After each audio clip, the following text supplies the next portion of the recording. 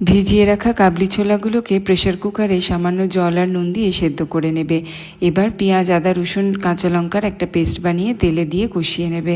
তারপরে টমেটো আর তেল ভালো করে বেটে তাতে দিয়ে কষিয়ে নেবে।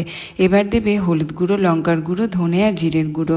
খানিকক্ষণ মশলা কষানোর পরে ভেজে রাখা আলুগুলো দিয়ে দেবে। তারপরে দিয়ে দেবে সেদ্ধ করে রাখা কাবলি ছোলাগুলো। সব কিছু একসাথে ভালোভাবে মিশিয়ে নেওয়ার পর যে কোনো ব্র্যান্ডের চানা মশলা 2 থেকে 3 চামচ দিয়ে দেবে। এবার এক বাটি গরম জল আর স্বাদ মতো নুন দিয়ে ভালো করে মিশিয়ে ঢাকা চাপা দিয়ে আধ ঘন্টা মতো রান্না করবে। সবকিছু ভালোভাবে নরম হয়ে এলে খানিকটা চানা মশলা একটা বাটিতে তুলে চামচের পেছন দিয়ে ম্যাশ করে মিশিয়ে দেবে।